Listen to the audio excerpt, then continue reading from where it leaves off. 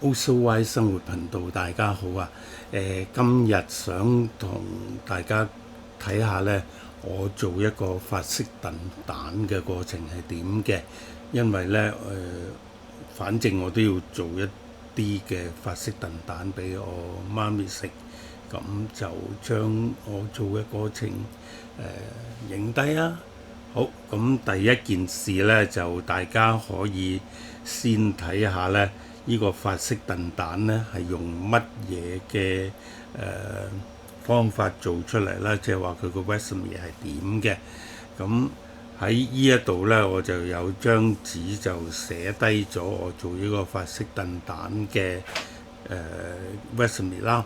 就原本嗰個 recipe 係用蛋黃嘅啫，咁我就試過呢，連埋蛋白都 OK。咁如果做一份呢，我就會用兩個。我今日應該會做2份，咁所以呢就會用4個蛋連埋蛋白。咁然之後呢就砂糖啦。咁呢個配方呢就係甜嘅。咁所以如果你想佢冇咁甜呢，你可以適量自己改少嗰個嘅份量啦。咁我而家呢，今日就會係做2份，不過呢大概上面都係會用35克至到40克嘅糖。然之後呢，呢度就有2個，原本個配方就用 cream 嘅，咁但係呢就用 cream 用得多呢會比較結一啲。如果你中意佢唔好咁結嘅呢，就可以係 cream 同鮮奶兩用。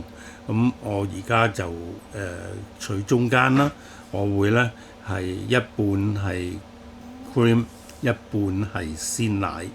就所以呢，呢度就係100加100啦。咁如果我做2份就即係 total 係400。咁呢個vanilla呢就要個香味嘅，咁我就省略咗佢唔使啦。跟住呢，就仲有一啲糖呢，就係做喺呢個法式燉蛋面嗰一層嘅糖霜糖衣。咁咧，不過咧我就唔會做呢個嘅。好，咁成個過程係點做呢？大致上面就係咁嘅。先啲蛋啦同埋糖，其實即係連埋呢一個蛋白啦，同埋啲糖呢，就揾手打勻佢。咁跟住呢，忌廉呢，就唔好全部凍晒，最好佢暖暖地啦。咁呢，就加入去啲蛋黃度。咁不過如果你唔介意呢，我試過呢，就唔加熱先，由佢室溫嘅 cream 呢擺入去，效果都唔會差好遠嘅。咁然之後你預熱咗個焗爐去160度，試過呢用170度就比較熱得滯。咁我等陣就會用試過嘅呢，就係165度 OK 嘅。咁然之後啲嘢倒晒落啲細嘅兜嗰度啦，成個兜呢就放咗喺個焗爐度。咁但係呢一個焗法呢，我哋係需要即係唔好咁猛烈嘅焗得佢，要溫柔嘅。咁所以呢個做法就係揾一盤水，半盤到啦，咁浸住嗰啲兜，咁先至焗嘅。咁最好就加蓋，如果唔係呢啲水呢，水蒸氣呢就會喺上面凝結，咁就多咗啲水，冇咁靚啦。咁時間呢，試過呢就32分鐘呢就 OK 㗎啦。好，咁呢一個就係個 recipe 啦。咁我等陣呢就係跟呢個過程去做。咁當然我坐喺呢度就做唔到嘅，咁我就會搬去我張台嗰度做。好啦，而家就移咗嚟我工作嘅台面啦。咁我就根據個 recipe 呢，就做呢一個焦糖法式燉蛋啦。咁第一件事呢，就需要打蛋。咁我就準備咗4隻蛋。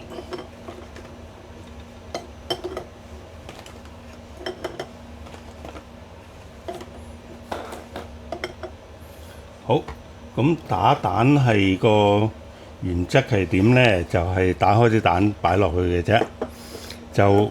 不過呢，因為唔知每個蛋係咪 OK 啦，咁所以就先揾一個碗呢，裝住個蛋，睇到佢 OK 呢，先倒落去個打蛋嗰個地方度。一個、兩個、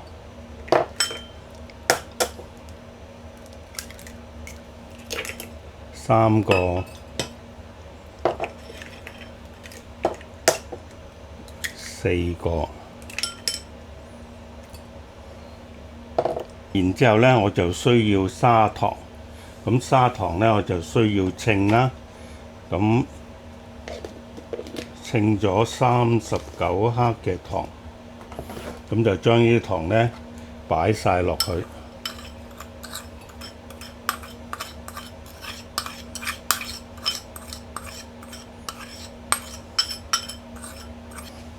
咁打蛋呢，我就會用一個棒嚟打啦，打勻佢。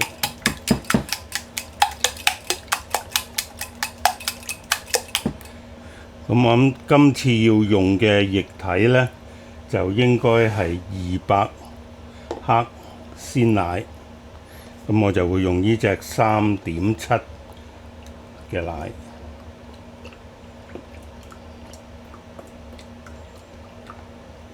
好啦，咁呢度就稱咗出嚟呢，度咗出嚟就係200 ml， 倒落去。然之後呢，啲 cream 呢都係用200。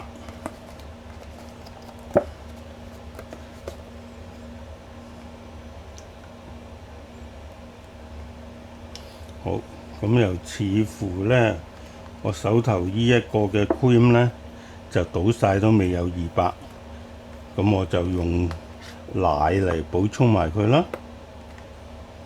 咁有佢冇咁結啦。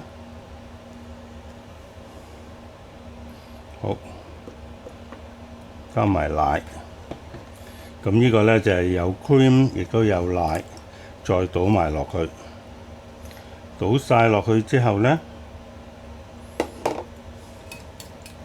咁呢度就幫佢哋打勻佢啦。咁呢個唔需要打得太緊要嘅，又唔需要打到起泡啊嗰啲咁樣，只係溶咗啲糖，撈勻咗啲液體同埋啲蛋嘅啫。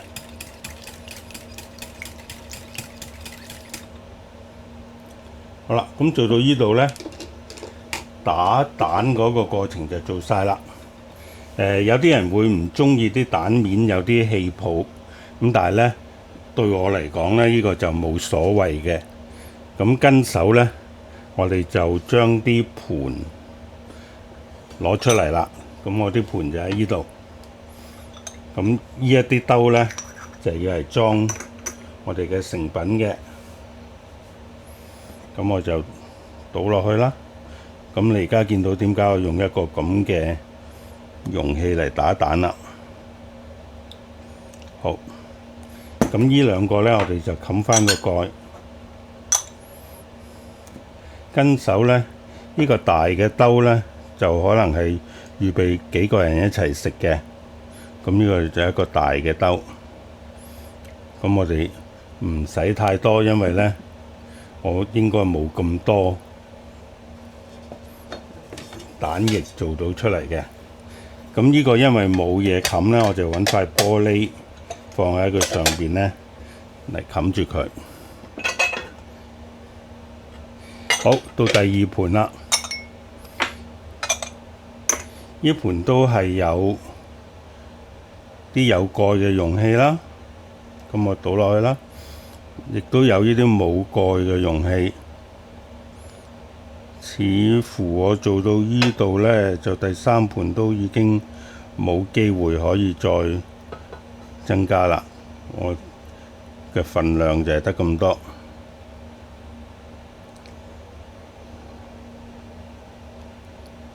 好，咁呢盤亦都有蓋嘅就冚住佢啦。冇蓋嗰啲呢，就揾個玻璃遮住個頂。好，咁到呢度為止呢，我就做好晒啲蛋液啦。剩低嘅工作呢，就係將佢放入焗爐。咁記住焗爐呢，我就係用165度焗33分鐘嘅。咁我等陣就會將佢放入去焗爐嗰度焗32分鐘，咁就睇下個效果係點啦。咁完咗之後，我再俾大家睇下個成品啦。好啦，等咗半個鐘頭到啦，咁就焗好咗啦。咁我哋可以睇下個燉蛋係點啦。咁而家呢個面前見到呢個呢，就係攞出嚟嘅燉蛋啦。睇落啲顏色呢，就有啲位比較黃啲。咁呢3個呢，就咁用玻璃冚住嘅啫，應該都好熱嘅。攞走個蓋先。咁呢一個呢，就係自己本身有個蓋冚嘅。咁你見到呢，其實佢都凝咗㗎啦，個狀態凝結咗嘅。咁所以今次雖然係啲cream 嘅份量稍微少咗啲，咁但係呢，其實都唔太影響嗰個效果嘅。咁我希望佢好食啦。就咁今日嘅介紹就係咁多啦，我哋下條片再見啦。